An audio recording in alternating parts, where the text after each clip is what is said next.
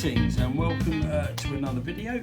This is going to be part 2 of the soft plastics. Oh God, I've got them all laying there. I'll tell you what happened was I went through my tackle box, not my tackle box, my big lure container. God, it was such a mess with lures everywhere. I've been in and out, so getting ready for the new season. Do you know what I mean? I've been a bit obsessed with it all. Anyway, I found loads. I thought, Jesus, I didn't even mention half of them.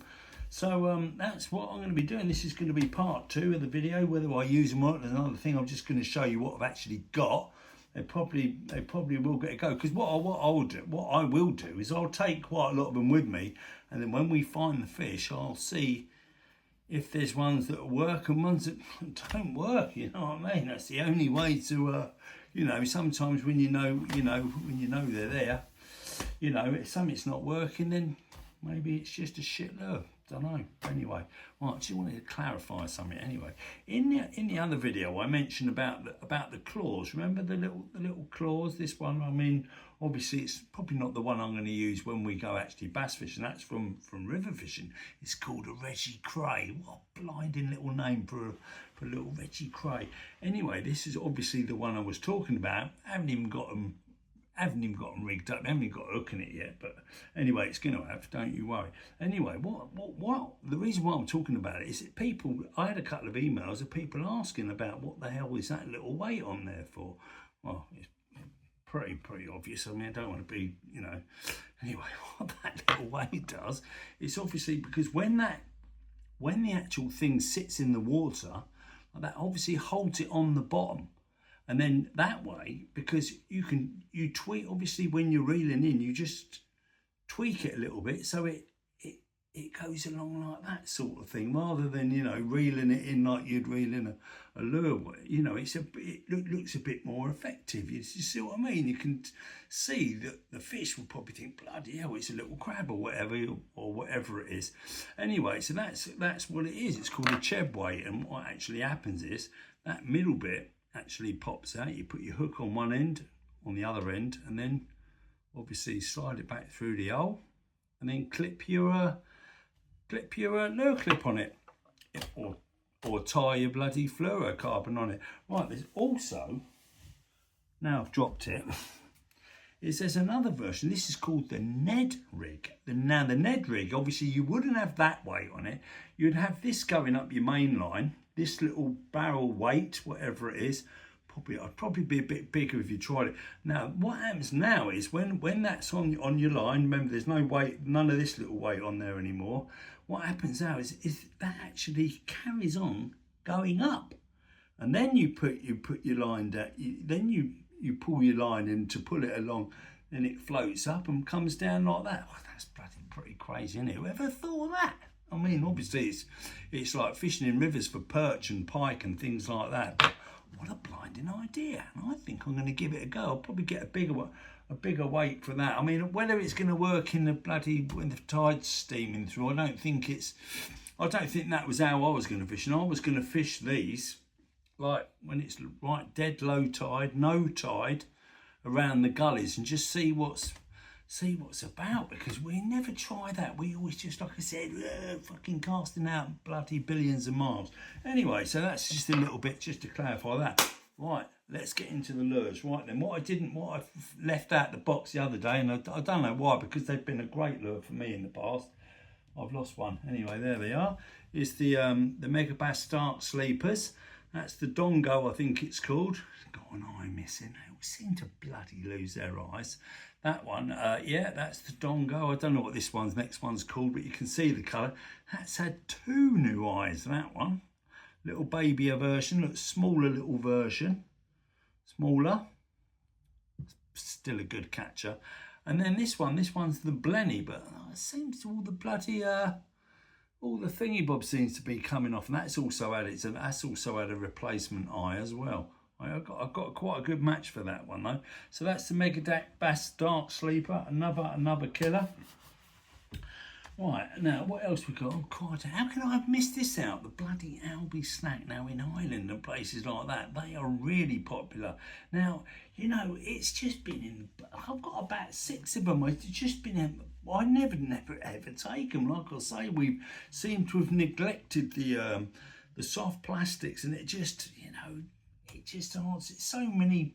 You can do so much fishing. You can fish in much shallower ground with a lure, with that sort of lure. Do you know what I mean? Not worried about getting snagged up. Well, they don't really get snagged anyway. I mean, you bloody do well to get to snag that up. Right, so that's the old Albie snack. Right, let's have another one. Right, these bloody, you never hear them mentioned, but I remember once when I put on what was your favourite bloody all-time lure, the amount of people that put a bloody Skerry's eel, what? You see, like, again, they cast like a bit like a potato, do you know what I mean? They're a bit shit casters.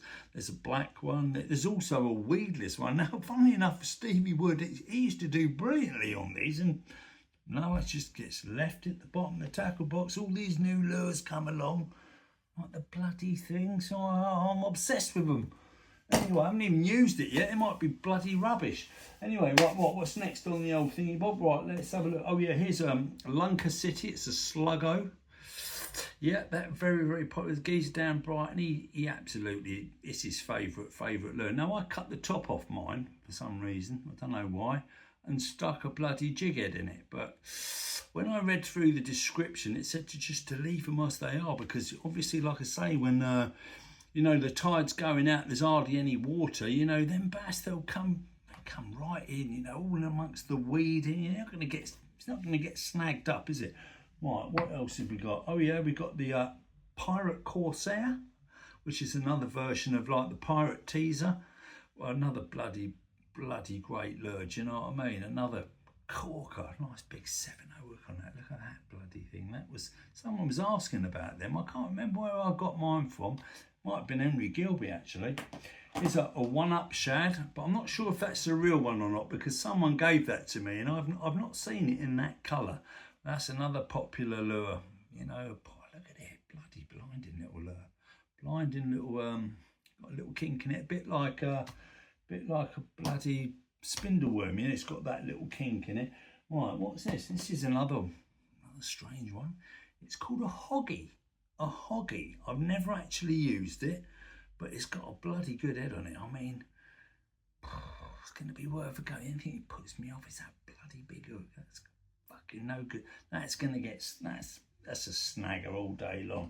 Right, there's also a smaller version of the Pirate Teaser. Another killer. I mean, we got that in lemon. Oh yeah, there it is. There. In the lemon bag. Now that's bloody been responsible for quite a lot of fish around our way, I'm telling you. There seemed to be a craze of people using that one, especially the smaller one. Right, what else have we got on the old killer? Oh yeah, I don't know the name of it. I know it's a bit sad. I should have looked it up beforehand, but I couldn't be bothered, to be honest. Oh yeah, this is the one Henry Gilby caught 76 bass. I mean, last year, a clonker of a bass. It was on one of them. It's a Savage Gear Summit or other. Look at it, blinded. But I think I might take that bloody big hook out and use a jig head rather than that. Don't know why. It just seems a bit odd having that great big hook in it. Why? How can they must see that and think, bloody, what the hell is that? I mean, because it looks like a bloody fish without the hooks. You know what I'm saying? I never get that about, you know, about fish. What else we got? Oh yeah, we've got another drift. I think it's called a drift eel actually. Obviously drift shad, drift, whatever they are. That's a weedless version one. There was a geezer. He was using a bloody you know, the American setup. You know, with them bait caster reels, and a short little rod. And he was absolutely hammering them in with that. They weren't really big, but I don't give a shit as long as you're catching them. Who cares? You know, that's what it's all about. There's a bald Biscay shad, whatever they're called. Oh yeah, there's one with a bit of its colour. That one's obviously all worn off. I tell you why that is. It's putting all these soft plastics in the same thing. And I found with the river soft plastics like these, oh my god, they just melt. You know, if you put the wrong one in with the wrong one. All right, there's another sidewinder lure. Now, to tell you the funny story about that is I'd gone down further down the coast where there was another bloke. He'd probably first or second time you've ever been. Stuck that on. I was fishing, just started fishing, looked around, see how to fish. I thought, oh, bloody hell, he's only just started fishing anyway. When I look back, a seagull had got my bloody Astra in. I ended up losing it. I can't believe it. Bloody line snapped. So anyway, what else have we got? Not a lot left now, I don't think. Oh yeah, there's a little a red gill. Never used it, but you know, do you know what? I reckon it could be a good one. That's going to get a little bit of a go this year if we find the fish. And oh yeah, these two things. Oh, I don't even know what these are called either, but you know, like these paddle tail things. I mean, if anybody knows, please let me know what that is. And that, but they look pretty good, don't they? Look at that. It's got a real texture. Oh yeah, there is one more that I've forgotten. I just saw it at the corner of my eye. Yeah, so I don't know what they are. Anybody know what they are? Please tell me what they are. They're not the same lure. I don't think don't know what they are. I want to know. Anyway, oh yeah, the last of the X-Slayer. Now, I got given this one. This one actually shines in the dark. I'm not going to turn the bloody light off. I can't be bothered.